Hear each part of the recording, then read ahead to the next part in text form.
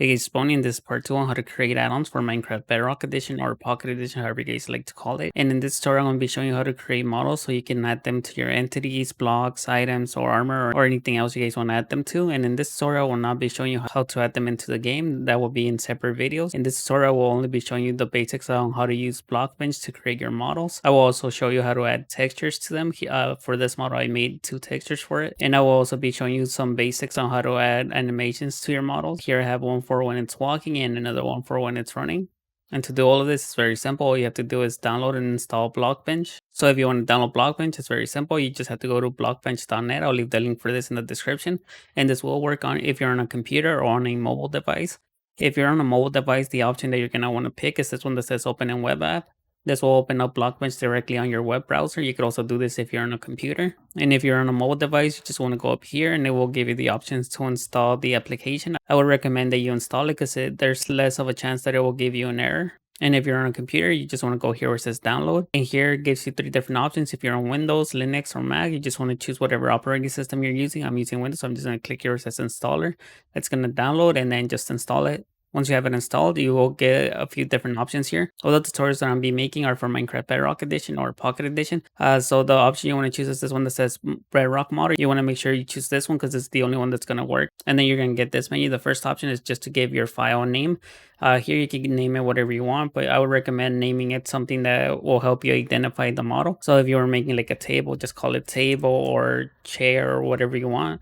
But since I'm just making an example, I'm just going to call it example. And for the model identifier, you should give it the exact same name I gave it up here, down here. So here I'm just going to call it example. And this is the name that the game is going to use to reference your model. So it doesn't matter how you spell it. For example, if you name this example, but you use an uppercase E, whenever you reference this model, you're going to have to put a uppercase E. So for this one, I would recommend just using lowercase letters because you might forget to use an uppercase letter and then it's not going to be working. And then the next option is going to be the UV mode. This is for the texture. You get 2 options here. You get to choose per face UV or box UV. The one I would recommend using is the one that's called per face UV. This will allow you to use a different texture for each face of your cubes. This will make it a lot easier when you want to edit the texture or the model. So I would recommend using this one. And then for the last option, this is just the texture size. This one doesn't really matter right now. You could adjust this later. And then you just want to click here where it says confirm. Once you do that, you're going to be able to see this grid. This is a 16 by 16 grid. This is just used so you could have an idea of how big you're making your model. And since this is 16 by 16, this is the same size as a Minecraft block. But something else I would recommend doing is going up here where it says file, and then going here where it says preference, then settings, and then go here where it says grid. I would recommend activating this one, the one that says block grid, show a 16 by 16 block grid size. And then you just want to click here where it says close. What this will do is it will add another 8 grids around the original grid. Like I said, this is just so you have an idea of how big you're making your model. Each one of these is the size of a Minecraft block. And the other thing that's going to be pretty useful is this end here. This is always pointing north. This is just used so you know which direction you're making your model. I would also recommend making your models face in this direction, because whenever you place an entity with a spawn egg, it's always going to be facing this way. Same with the block. And now let me show you how you add cubes. So to add a cube, all you have to do is go here to on the right side in this menu and click this button where it says add cube. This will add a cube right here. And if you want to add more, all you have to do is just keep clicking on it and it will keep adding cubes. Another thing I wanted to mention is that if you do something by accident, if you want to undo it, what you could do is click Control and then C. This will undo whatever you just did. And if you want to redo it, you click Control Y and this will redo it. But this is only if you're on a computer. If you're on a mobile device, what you can do is go up here where it says edit, and then you can undo and redo from this menu. Once you've added your cubes, Blockbench gives you a few different tools so you could edit them. The first one is the move tool. This will allow you to move your cubes in any direction on the X, which would be this red one, or on the Z, which will be this blue one. Or you could also move it up and down with on this yellow one, which will be the Y. Another way that you could change its position is by using this menu that's on the right side. So you can use this to move it on the X, Y, or Z. So if I click here, I could be moving this on the X on any direction that I want. Or you could also click here and you could just type in whatever number you want. So if I put an 8 here, this will move it 8 pixels up since I set it to 8 on the Y. Another thing that you can notice, whenever I move this block, it's moving by 1 pixel at a time exactly. But if you wanted to move it a bit more precise, like if you wanted this cube to be in the middle of this line, what you could do is hold shift and this will move it by 0.25 instead of 1 whole pixel. Or you could also hold control and move it, and this will move it by 0.1. Or you could also hold Control and Shift, and this will also allow you to move it a bit more precise too. That's just another way that you can move it. The next tool is going to be the resize tool. You can use this to resize your block on any direction, on the X or the Z or the Y.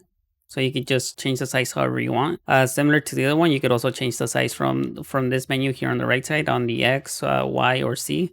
So if I change the here on the Y, this will be going up. And for this one, you could also change the size holding Shift. So if you hold Shift, you could change the size by 0.25. Or if you hold Control, you could change it by 0.1. And you could also do the same thing again, Control and Shift, and move it a bit more precise. But something I wanted to mention about this is if you change the size and the size ends up like this, where it has 3 numbers at the end, this one is 7.325. Sometimes this will give you an error whenever you try to make a texture for your model. But if you chose the per face to be you probably won't get this error, but you probably will get an error whenever you start the game.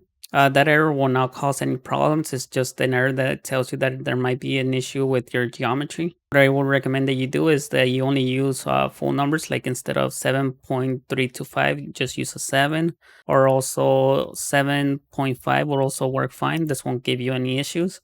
But using a number that has 3 numbers at the end, that might cause some issues, so just be careful with that.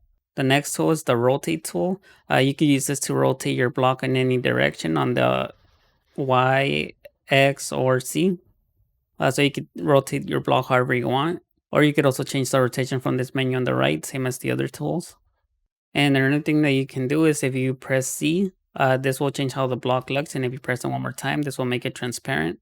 And if you click it one more time, this will make the block look normal again. But if I change it here where it's transparent, right now when I'm giving my block rotation, it's rotating from this point here. And if you wanted to change where your block rotates from, what you could do is use the next tool, which will be the pivot tool.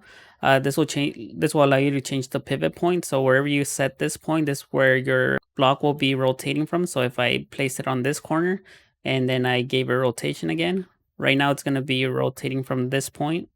And you can change this point to whatever position you want. So if I changed it to to another spot, so if I changed it up here, now the block will be rotating from this point. So if I rotate it now, it's rotating from this point here. And this is going to be very useful if you're making an entity and you want to give it animation. You're going to have to adjust the pivot points of some of the blocks. Let me make a quick model and show you what I mean. So just an example of this was my model, and this was the body, and this was the hand. If I wanted to give my arm a rotation, right now the pivot point it's in this position. So if I rotate it now, it doesn't rotate correctly. Like this wouldn't rotate like a hand. Same if I did it sideways or in any direction, this wouldn't rotate correctly. So I would recommend adjusting the pivot points for every single part of your model. So now that I adjusted the pivot point for this cube, if I rotate it, now it rotates more like a hand. Same if I rotate on this direction, it rotates a lot better now. Another thing that you could do is if you want your cube to rotate from the center, or you could also click here on this button where it says center pivot, and this will set the pivot point in the exact center of your cube. And now this cube will rotate from the exact center. And the last tool is the vertex snap. This is a very useful tool. This allows you to connect 2 blocks together. So if I wanted to connect this block to this block, what I could do is just click on this one first and then choose what corner I want to connect. So if I click on this one, then you click on the block you want to connect it to. Then I click on this one and then the corner you want to connect it to. So if I want to connect it up here, I could just click here and this instantly snaps it here. This makes it a lot easier to connect some blocks. So something that's a bit difficult, especially if they have weird rotation. And let me show you another example. So if I wanted to connect this one over here, and then I want to connect it to this corner, this connects it instantly over here. And that's how you use that tool. Now let me show you a few other things that might be very useful. The first thing is if you want to add all your cubes inside of a group, this will allow you to do a few different things. To do that, all you have to do is just click here where it says add group. This will add a new group or a bone, however you want to call this. And here you could just rename it. I usually just rename this one to root, the one that's going to have all my cubes inside. So here I'm just going to put all the cubes inside of this group. Like I said, this will allow you to do a few different things. One of the things that you can do is that you can move every single cube that's in this group together. So instead of just moving one cube at a time, you can move all of them at the same time. This will also allow you to resize them at the same time if you wanted to, or you can also give them rotation. I would also recommend that you make a group for every single part of your entity. So for the head, for the body, for the arms, the legs, or whatever you're making. That will make it a lot easier whenever you're making an animation for your model. So here I'm just going to make another group, and this one I'm going to call it arm 0, since I'm going to have more than one. And inside of this group, I'm going to put all the cubes that make up the arm. So for this one, I only have one cube, so I'm just going to drag this one inside of here. Another thing that I wanted to mention is that the cube and the group have different pivot points. So you are gonna have to adjust the pivot points for the groups. So here I'm just gonna adjust it here. And I'm also gonna add another group, and this is just gonna be for the head.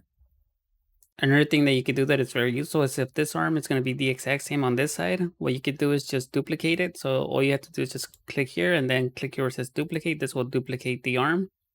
And then what you could do is that you could flip it. So right now you could go here where it says transform, go here where it says flip, and then you can flip it on any direction that you want.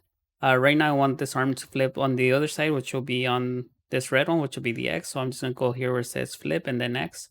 This will flip it on this side. This makes it a lot easier if they're gonna be the exact same on both sides. And now let me finish this model and show you how you could add a texture.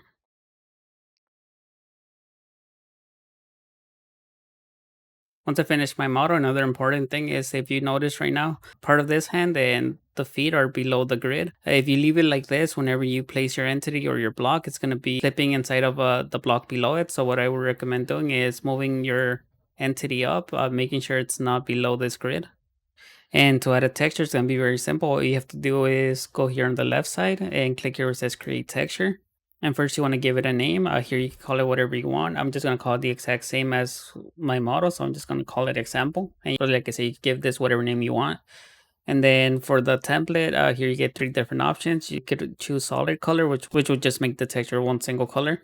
Or you could you could just leave it blank. But I'm going to choose this one that says texture template. And here where it says pixel density, this is the resolution of your texture. So the higher you make it, the more detail you could give it. But I wouldn't recommend using one of the higher ones because it might cause some lag if it has too much resolution, especially if there's more than one in the exact same location. So I usually just pick either the 16 or the 32. The highest I go is 128, but you could choose whichever one you like. But here I'm just going to choose this one that says 32. And then the other options don't really matter right now. And then you just click here where it says confirm. And this will add the texture to your model. Once you have the texture, you go up here where it says paint. And here you get 2 different options. You can edit it directly from Blockbench, but if you wanted to edit it on a different program, what you could do is just save it. And once you have it saved, you could open it in any other app that you like using for editing your images. I use Photoshop sometimes, but I usually do everything directly from Blockbench. And if you are going to use Blockbench, here you get a few different tools that you can use to create your texture. The first one is just the paintbrush. You could just use this to paint your textures however you like. You could also change the color here. So if you wanted to use red, you could use a red color, or you could change the color here too, switch it to a blue or any color that you like. You could also change the brush size. So if you increase the size here, this will make the brush a lot bigger. But I'm just going to leave this at 1. And you could also change the opacity. The higher you make the opacity, the more solid it will be. And the lower you make it, the more transparent it will be. So here I lowered it, so now it's a bit more transparent. But you can change this however you want. I'm also just going to leave this at the highest. Another thing that I would recommend doing is activating this tool, which will be the mirror painting. So if you do have your model centered, what this will do is whatever you paint on one side, it will paint it on the other side. So here, if I draw an eye for my entity, so whatever I draw on this side, it drew it over here on this side too. And if you want to turn this option off, all you have to do is just click it on again, and this will turn it off. And the next tool is the paint bucket. What this allows you to do is just allows you to fill bigger areas a lot quicker. So if I click here, this fill this whole area with the color that I chose. So you can change the color too. And you do get a few different options for this tool. So right now it's set to face. So right now it's only painting one face at a time. But here, if you change it to element, what this will do is instead of painting just one face, this will paint the whole cube. So if I click on it, this painted the whole cube in every single direction. And the next options, these two are pretty much the exact same. What these will do is whenever you click on this option, this will only paint the colors that are similar. So if I click here, this only painted this area because these are the only colors that were similar. Same over here. If I clicked on here, this only painted around this because the only these colors were similar. The one inside was a little bit different, so I didn't paint this one. But I'm just gonna set it back to face. And you also get an erase tool, so you can use this to erase whatever part of your texture that you don't want. And you could also change the size. The next tool is gonna be the color picker. You could just use this to select any color. So if you forget what color you use to paint this area, you could just click on it and this will instantly select it over here.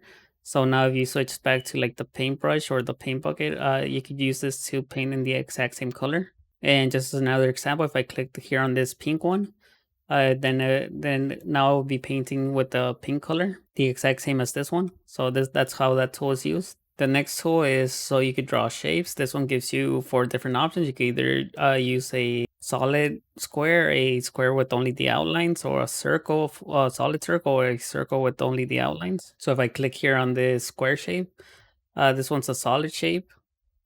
And if I click on this one, next one, this is similar, but only this one is not solid. Same with the circle. The first one is solid and the next one isn't. You could also just change the color and the opacity if you wanted to.